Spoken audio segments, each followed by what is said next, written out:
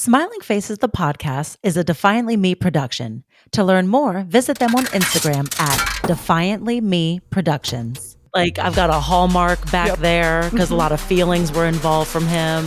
There's a bucket hat because, of course, a bucket hat. I like the emotional one. I like that there's a hallmark. Yeah, a hallmark. That's beautiful. My friend has one named Charmin because he literally clogged her toilet and then ran out. But that's such a nice name.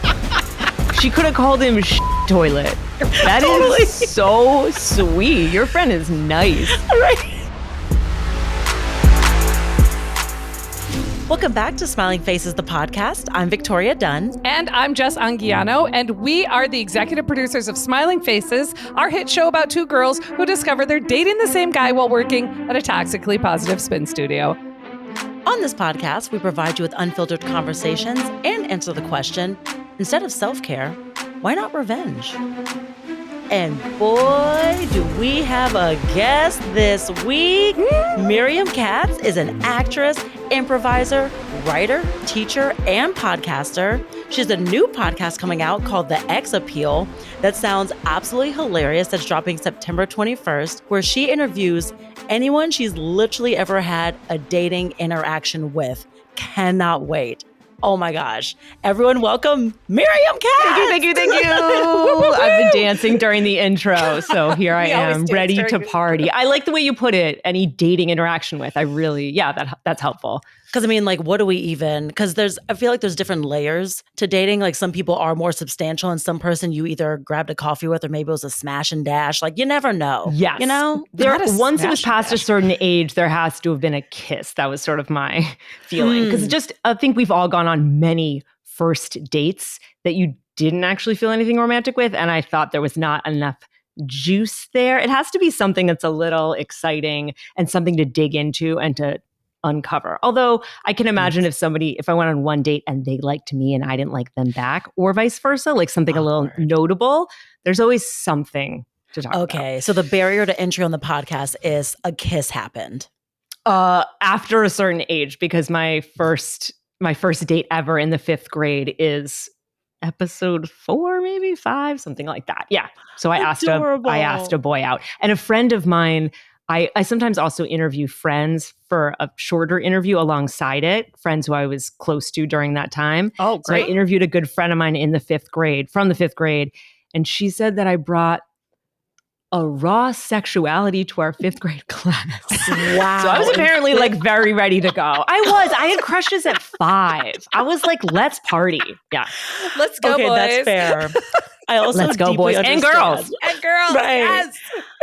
I deeply understand the crush at 5 years old. I feel like everyone remembers their first crush. Like I remember liking this boy, Peter, and the crush stopped immediately because I walked up to him and I was like, "Hi, Peter," and he went, "Shut up, girl." And I was like, what age is this? Kindergarten. Oh, wow. I love that you kind of put your hair behind your ears. I was humbled. No, but I'm saying before you kind of did like a sultry, like, "Hi, Peter." And then, okay, no, Peter. It was my private school plaid jumper that really emboldened me. I was like, "You've got this." Listen, not Miriam coming in hot with already like, "Hey, don't be hitting on the producers here, okay, Miriam?" She's coming in hot, all right? Warm us up a little bit. She's going to be like, "Now we're going to have you guys." I can't. I've been like this since I was born. I love it. Change nothing. Okay, I'm ready to flirt with both of you. Okay, good, because we love being flirted with, and we flirt with each other like crazy. And sometimes when Mike lets us, we flirt with him too. But he does remind us he's a very married man. Super duper married. So married. Lucy, of course. Yes. So we are, before we dive into the juicy bits, so that you'll have us on your podcast and talk about how we all went on a first date together. We always do a little bit of oh my gosh. Why are the words always gone? I bring it out in people. It's my fault. Words are hard. You're just so hot. It's really throwing her. You're so hot, yes. It's also 95 degrees. Oh, God. Also that. Also funny that we're not all in the same room because we're all in LA, but fine. We could have done. Okay. I know. We're moving towards that in the future. Yes. So, okay. My question to you is, we always chat a little bit about where we're at in our production process. As you know, we're making Smiling Faces, our TV show.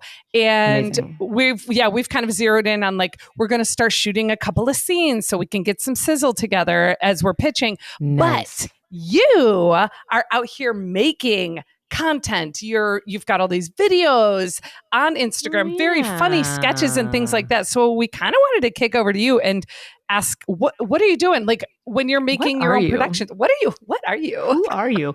Oh, wait, what's the question I need? What as far as content comes along, as you're making the content, how are you making it? What's inspiring it? Obviously your podcast. Or do you have a different project in the works? Are you also like us, like have a little side gig making something else? I mean, I have a million billion side gigs, but in terms of social media, I made videos with friends and have for the past 12 years or so. But for the podcast specifically, a lot of the videos have something to do with relationships. So that there's some kind of a branding situation. Plus, it's kind of generative. If you're just sort of having an overall social media platform presence and you can talk about anything in the entire world, it becomes a little amorphous. So it's been fun to have either the conversations in the podcast be inspiring or just anything that I am thinking about related to relationships. But for me, if we're talking about creativity right now, it's really nice to either have an assignment or a collaborator or some kind of, not exactly message, but at least theme just to get you to make things. Because you can make things about pencils. If you were you have to make a funny video about pencils, I would. And and the pencil lovers would follow it. They'd love it. They'd share it. They'd tag it. I think, forget it. This conversation's over. I'm starting anew. But yes, I think there is something about, I was sort of resistant to being very on social media kind of until this, because I realized I really needed to be for this. And it was really nice to do it in conjunction with this because now it's all semi-related to relationship stuff. I mean, there's going to be other just absurd things, but generally speaking, that's when I'm thinking of things to put on, it's something related. And then there's also clips from the podcast, but so those all kind of go hand in hand. And thank you for looking. Yeah, and when you think that's a I was gonna say, when you say absurd things, you're definitely not talking about videos of you dancing around in a giant penis costume. No, that was very serious. No, that's grounded work. Yes, sorry, I felt like grounded work, Jess. Sorry. That was actually my PhD dissertation defense. Yeah, but I don't know if that was quite your question. But yeah, I think also if we're talking about production stuff, I think just ease. So something that I can film without the help of somebody else often. Beautiful. Or if it's a friend just on a tripod and we film each other, but just to keep it, I mean, that's also just so that it actually gets made. But I kind of like a kernel of an idea and then you go and you make it. And that's why it's also so nice to have other friends who make things, because I have asked a couple friends to make things in the last couple months. They've been like, oh yeah, maybe. And I'm like, no. I'm talking, let's make this dumb thing now or in the next couple days, because that's kind of when the kernel has energy. So yeah, I think like whatever you can do to get yourself inspired. And I think also, and Victoria, you do improv. Jess, do you also? Yeah. Yep. Okay. So yes, I think that helps so. I love this is like a creativity podcast now, but I think that's so helpful just to get your brain upside down, just to know that it doesn't matter. I think for many years of my life, I thought everything mattered and that you had to do it really well. And look, certain things, and I'm sure producer Mike agrees, I like the sound to be excellent so that the insanity of the podcast can pop more. I don't want it to be a mess that way. Right. But I think generally speaking, if you can get yourself to be making things all the time and not be super perfectionist, that is a dream. Totally. And relationships is like a ripe kind of focus to have too. Because one, I mean, that's the biggest counterpoint that everyone has. So many people have dated or something has happened. Even, I don't know, people that are celibate. You still like talk to someone that you're attracted to. Like there's always something there. And I feel like it's always ripe with content. You can kind of map over that stuff for anything. Like we talked about the Kendra lady before that took over TikTok. Like you don't have to have amazing quality of stuff. It's just being raw and kind of real about what's going on. Like that chick was just walking around on her phone being like, and then guess what? And like that was it. Capture the world. So it doesn't have we're to be here crazy. to watch it. A lot of us are sitting inside like me today when it was 100 degrees was like, I'm not leaving the house. So what's happening in the outside world? Scroll. Well, and I do have to say something that the reason why I wanted to ask you about production specifically for yourself is because I think that your videos are super high quality. I was really impressed, especially in a social media context, because to go out, to set it up, to do the editing. Do you do all your own editing? Yeah. Amazing. Go off. Your videos are super high quality. I was enjoying watching that from a producer standpoint. I was like, woo, nice, okay, ma'am, I see you. Doing this out all on your own or like with the help of like one other person who's just like, yeah, got you. I pressed record and you go make the magic and the sound is good, which is everything. And it's not hard to make the sound good, you know? Mm-mm. I mean, it can be. But sound is super but that is very important for any kind of, well, really any medium. But, they talk about that. They're like, if your audio and your video aren't good, you could be the funniest person, have the best content. No one is going to give a shit. Nope. Because I have to get over the barrier of that. Like I've heard so many different podcasts or like I'll watch a movie on Tubi because I love a Tubi movie. And anytime. Really? Oh yeah, it's a blast over there. Did not know that you were in Wow, Tubi. I didn't know that either. Yeah. What are we missing? So much fun. Full stop. Like, pull the car over. Tell us about Tubi. Okay. Yes. So on Tubi, there's movies where there's no like lighting kits. So whatever light that's on a scene is maybe like the key light. So that lamp in the corner, that's the only light source for this scene. Because it's a Tubi production? These are originals? These are originals, but not like Tubi originals, as people independently making things and being like, hey, Tubi, upload my thing. And they're like, you got it, champ. It's amazing. Wow. So like the barrier to entry is a little bit lower, but it's so fun because genuinely anyone can put content up. Nice. But then anyone can put content up. So it's fascinating to watch. Like you'll hear like audio jumps and stuff. You can tell. And it's kind of fun, I think, from a producer and creative standpoint to watch this stuff and be like, oh, their audio source is just the camera. Like they're not mic'd. Or, oh, they're only using a boom. Or like the room is too hollow and they're echoing. Like you can kind of take a creative. Is it out there stuff, kind of like cable access? Is it odd? It feels about like that level. Yeah. There can be hard jumps because it really is just anybody that got some friends together and shot a thing and it's uploaded. Tubi recap podcast. I'm telling you, I'm obsessed. I'm obsessed with Tubi movies. I love that this whole thing has turned into a discussion about creativity because, when I used to be an actress and when I was still are. Yeah, it doesn't leave. It never leaves. Look at your face. Come on. Stop. Look at your face. Stop it. Miriam. Oh my God. I'm doing it. Like ladies, please. Sorry. It got really hot. So when I was working as an actress, I was constantly, people would say, oh my gosh, how are you doing this? How are you working? Because I worked in Denver and New Mexico and Utah and, a weird region. And people would say, how are you doing this full time? And one, I'd say every audition is the opportunity to perform. And two, you just, when you're not getting paid to do it, you can still do it. That's what's happening now. It's happening 10 times over. You can make something. We could put this whole podcast on Tubi if we wanted. Just say, hey, Tubi, here you go. And there'll be a wedding at the end and we'll be all set. There we go. With only my ring light as the light source for the scene. So good. In another room. Exactly. Wait, I have my old wedding dress in my closet. Do we just pull this out and make this happen? Yeah, I got a tie somewhere. And just shooting a short film real fast. We'll just whip it together. But no, Jess, I love what you're saying, that it's accessible and it's also keeping us, however sane we are, it's keeping us sane in as much as we're inspired and excited and have a way to do it. Yeah.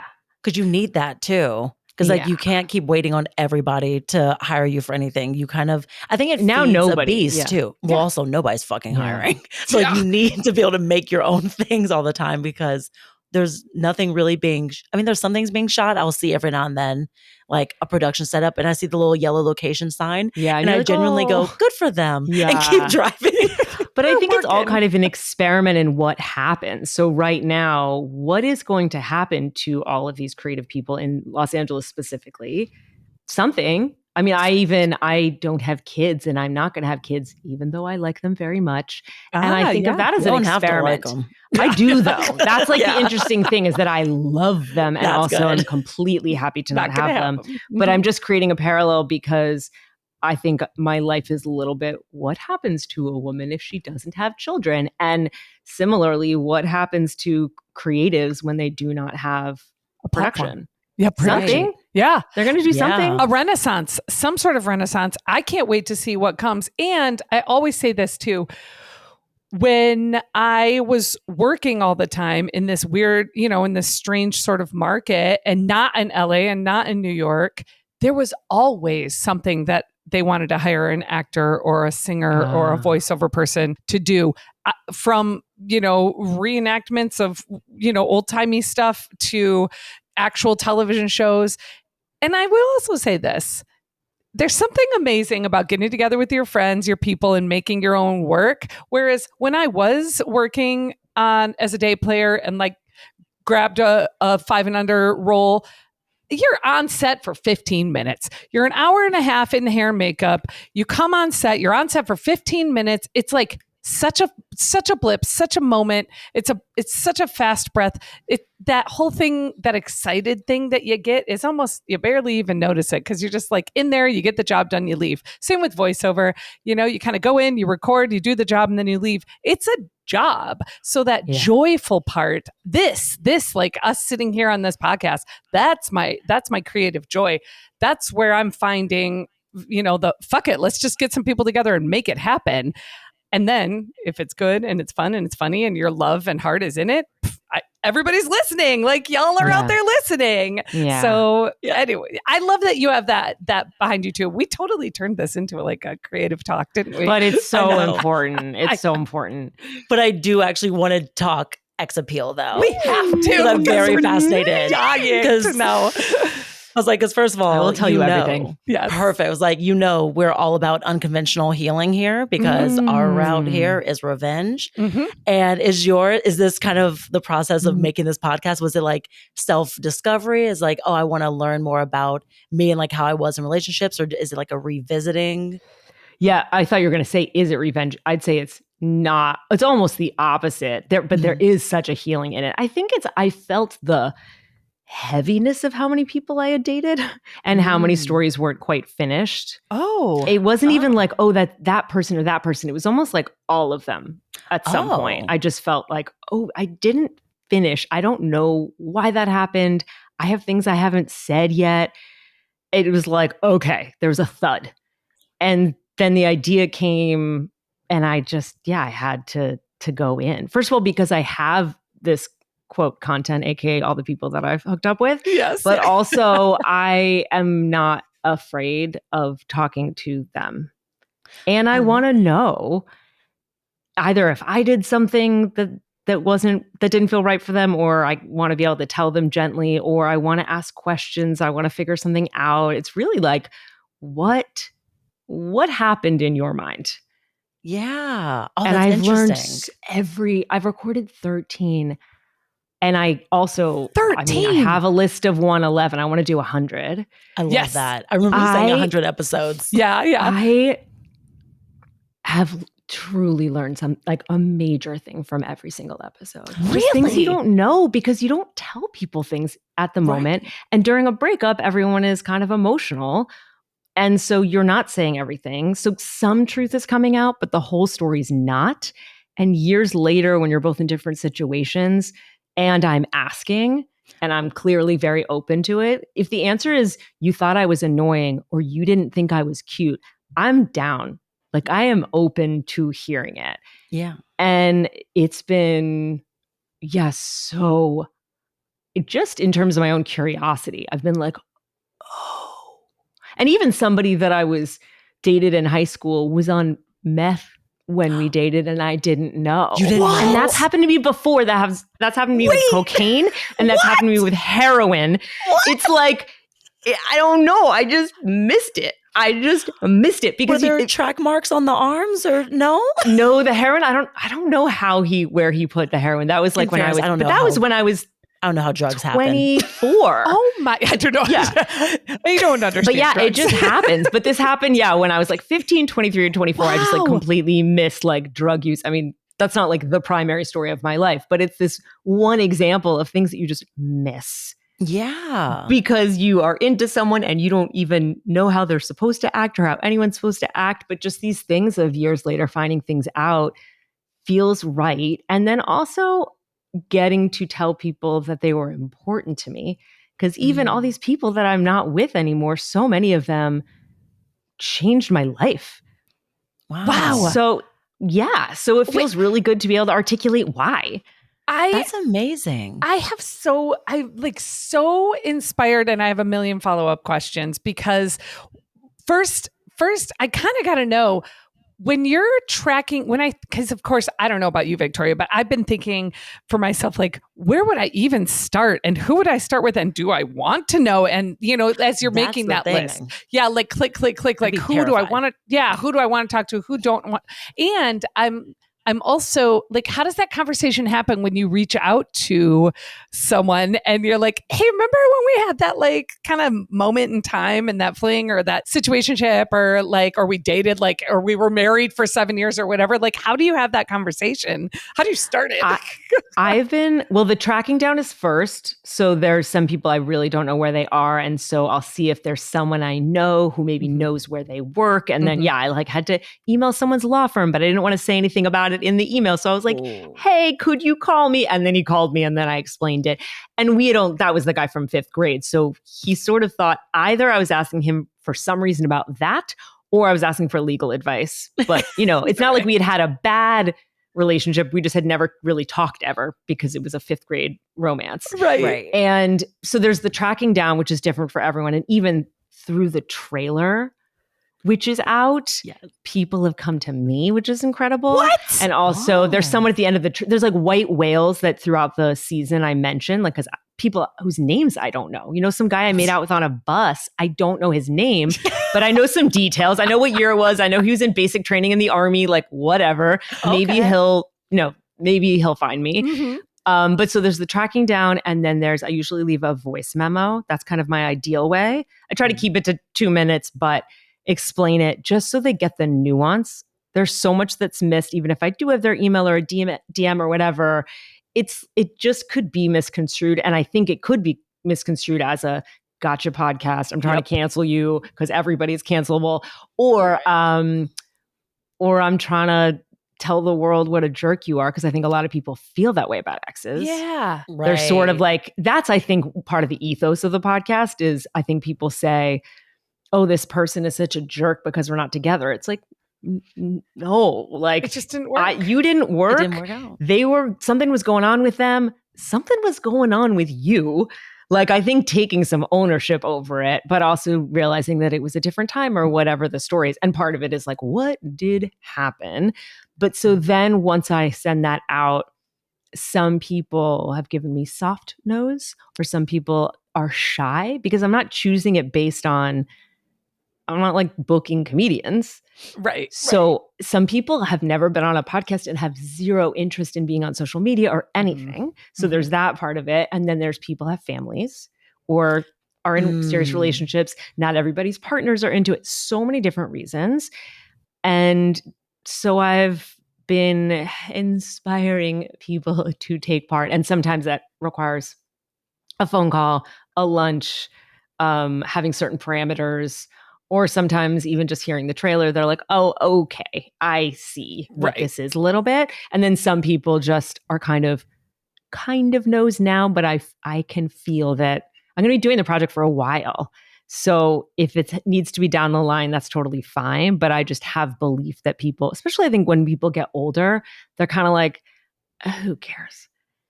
So I think like it's a little more like yes, and we're also in society. It's so much more normal to share yourself. I don't even know that I would do this podcast 20 years ago. Right. It's Fair. just it's like I think it's so common and so normal to share your personal life. But then there was a Orthodox rabbi. We dated when he was just an Orthodox guy, and we studied the Torah together and held hands. But we were like dating when we were 19, so we didn't kiss.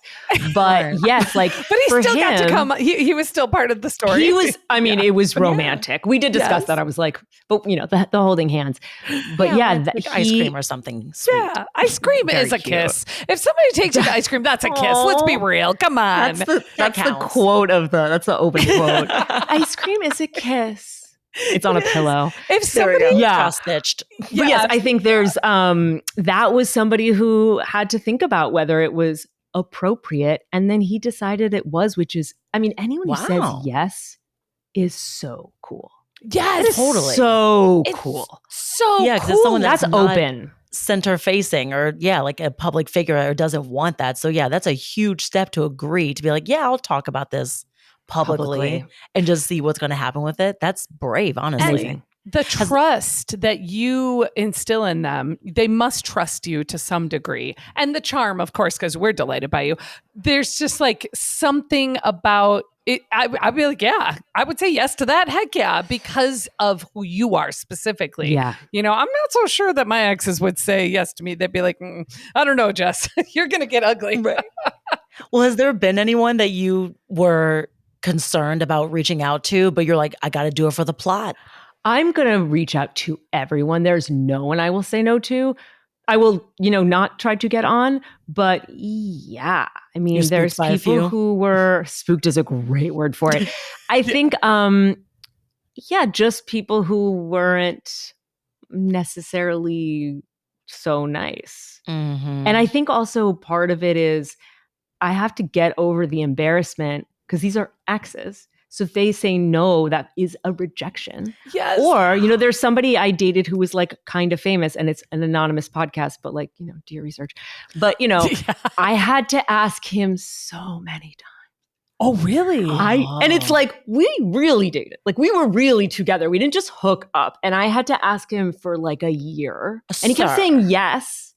But then it was like, how's Tuesday or Wednesday or Thursday, and then just nothing. And finally I was like, is it okay with you if I go through your manager? And I did. And that's how we set it up. But it's like, this is somebody that I loved. Like, it's, but it's like, because of the project, I have to do it. And also it's like dealing with it's like, we all do improv. Dealing with embarrassment is like important in life. It's essential.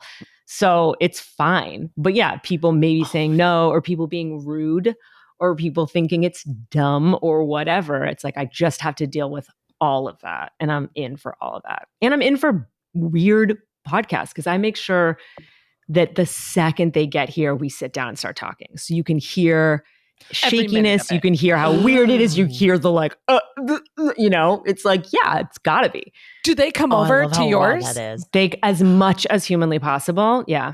I'm dying to know, and if it's a little tiny bit of a spoiler, please. Nope. I was gonna say, I'm dying to know, has when you're reaching out to these exes, has anybody been like, so are you still available? Like, is it sparking not anything? Explicitly, but I do think people think it's flirty a little bit, or at least like reaching out, or on the other end of the spectrum, I've told some people about it, like old friends, like sent the podcast to, and they were like, oh my God, when you first sent this, I thought you were asking me to be on it, because I thought I was like, did we ever kiss? So that's also funny, because it's like, in your 20s, you kiss everybody. Truly. Or me. Or just me. No. But yes. I'm with you on that. Yeah. You just kiss everybody, or you get kissed by everybody.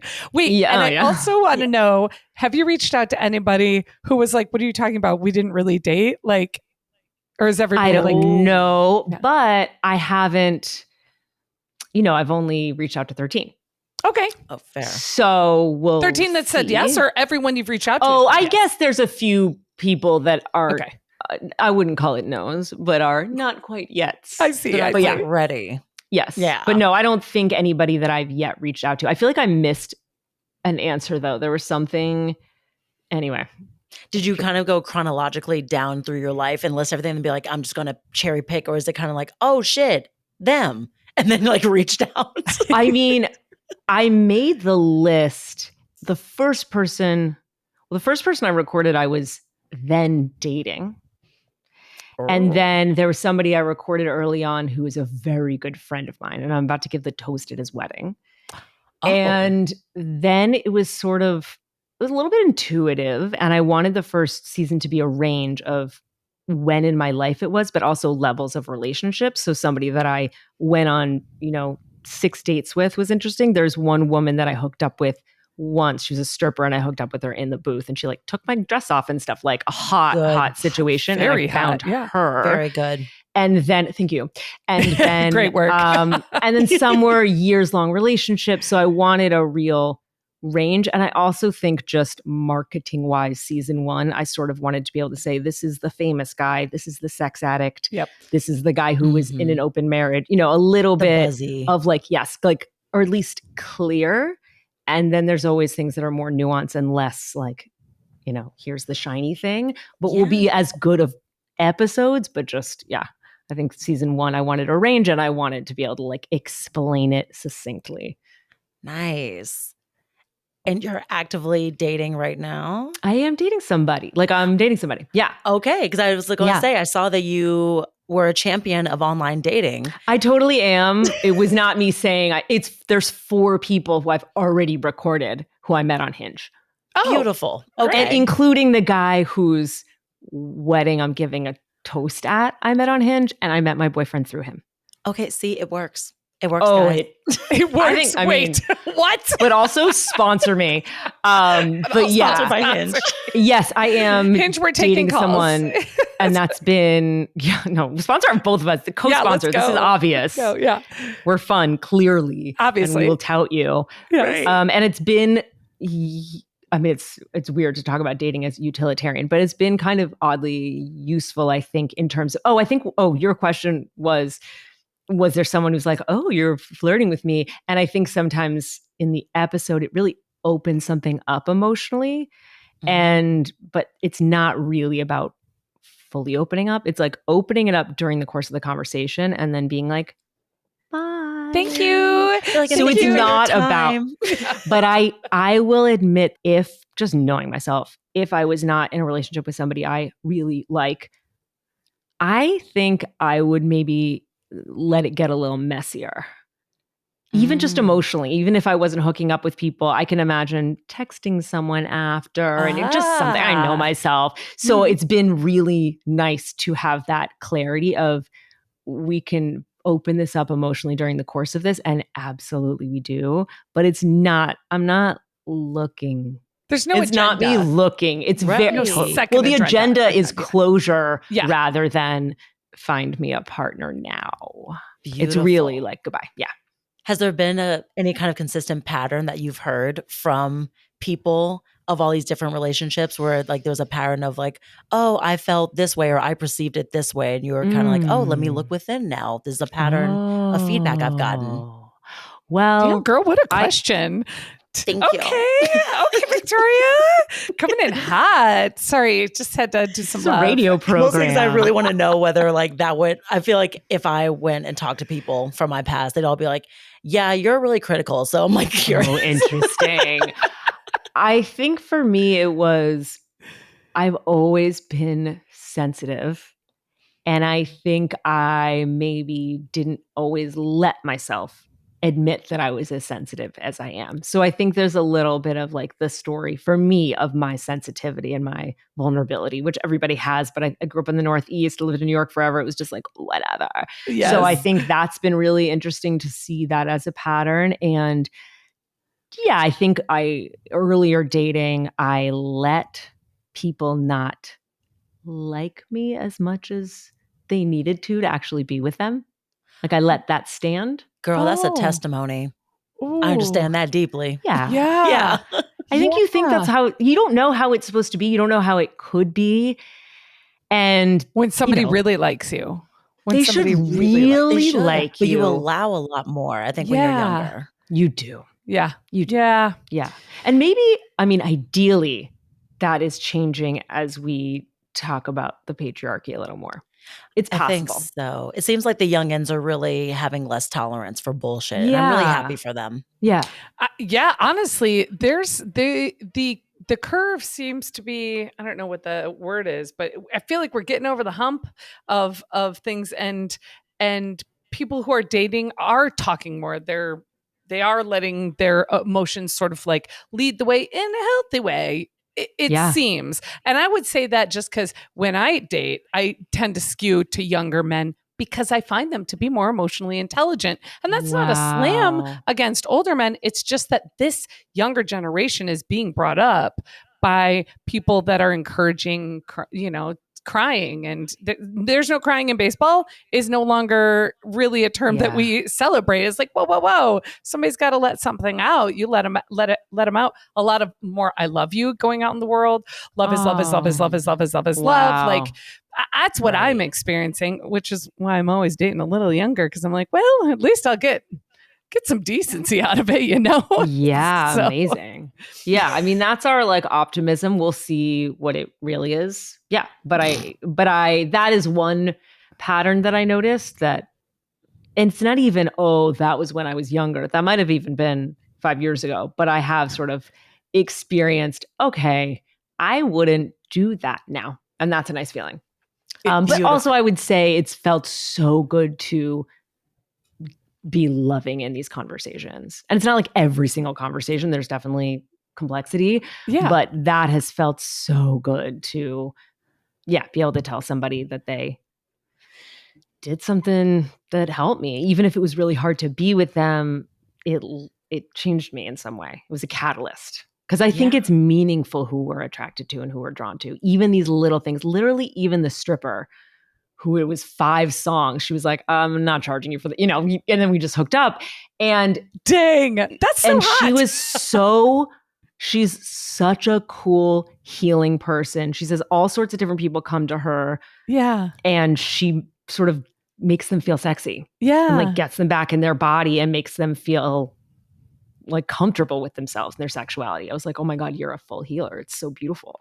Yeah. And she was super funny and super cool. I was like, oh, I am drawn to some really good people. I definitely have my moments, but I like, Girl, I was we all like, do. oh, these are some cool people. Oh my God. There's someone who I want to be on who I have always called the devil. So it's like, we'll see what that conversation is.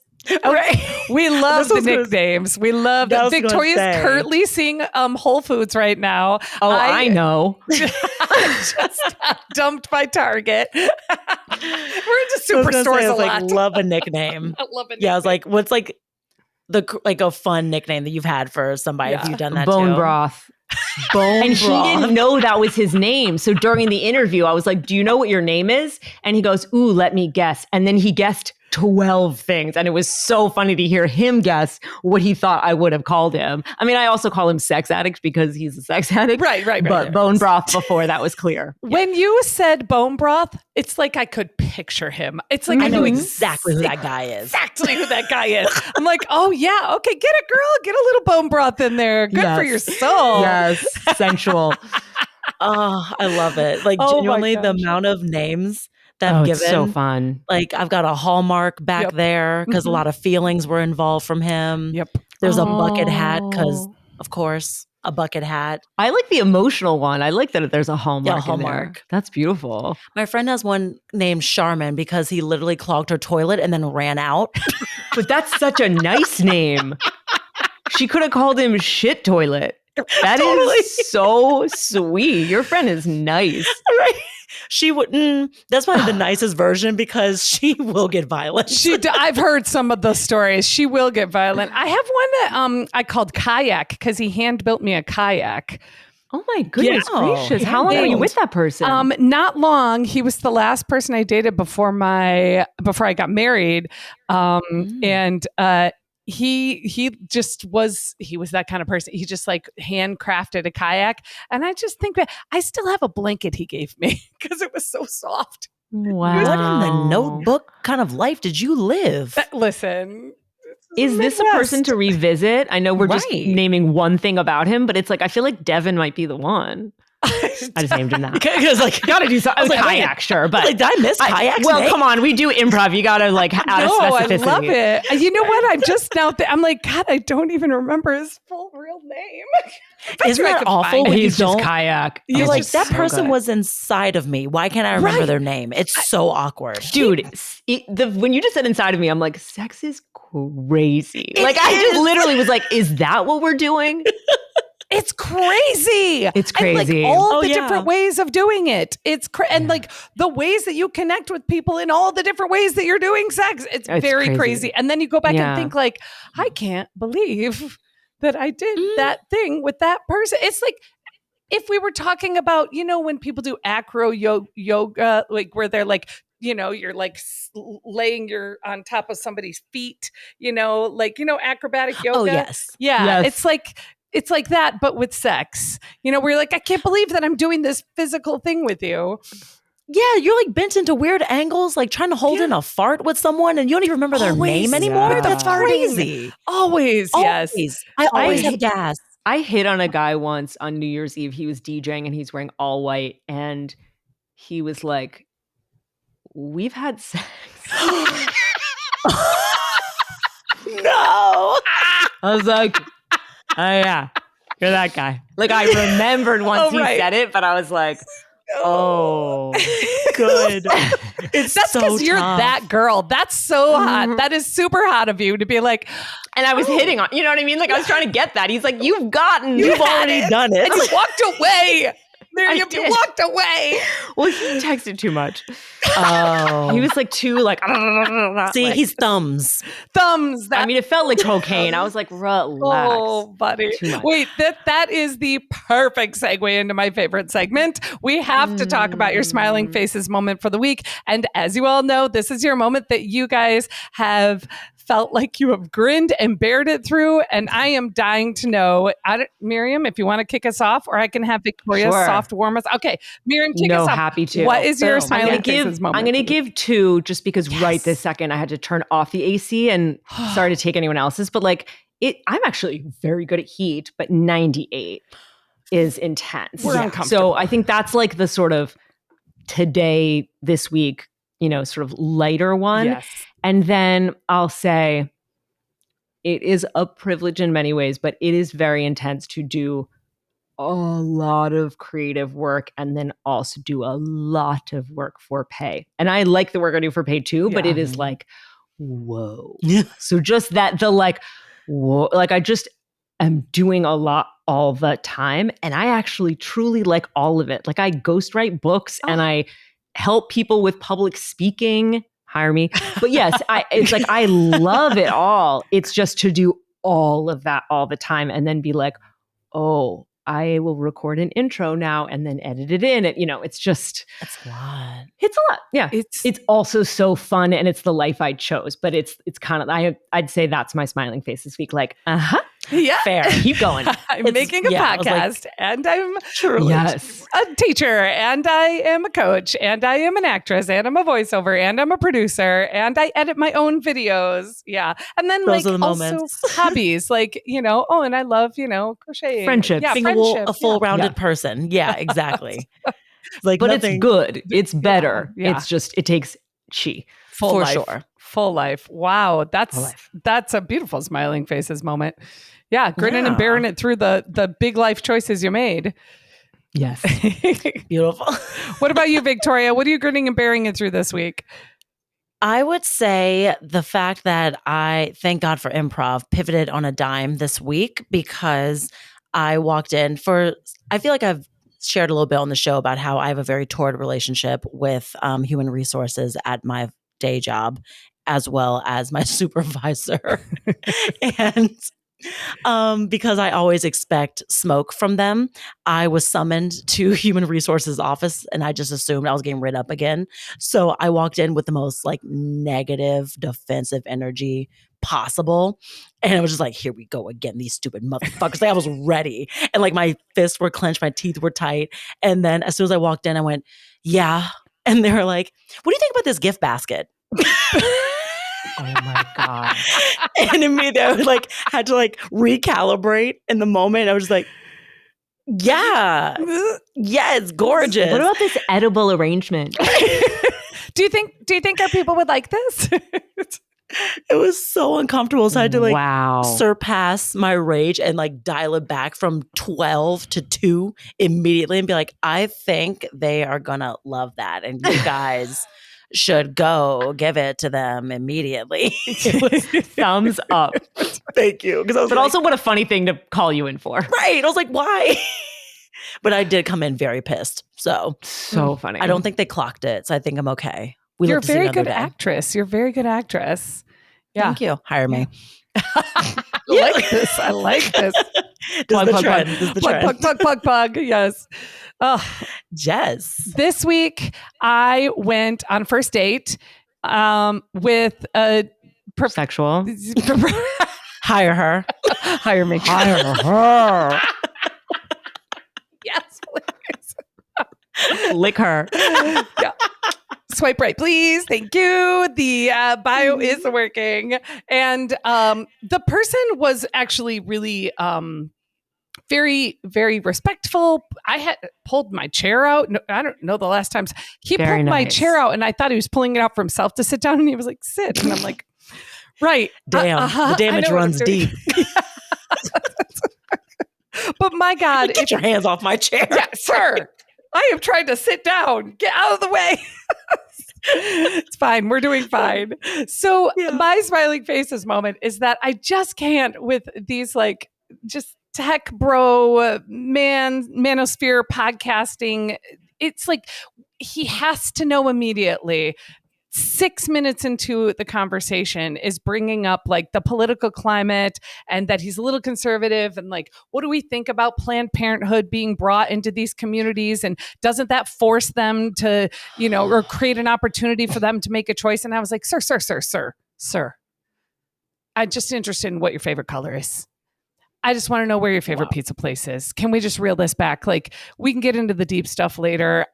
It's fine. Now, again, he also did, in his defense, he swung back around. He was very balanced in his thoughts, but he had to bring up this conversation. And I think people that are plugged into that kind of manosphere, Joe Rogan podcast world, I know, I can't believe I said his name on our podcast. Ew. Bleep These that are out. hallowed airwaves. No, I'm sorry.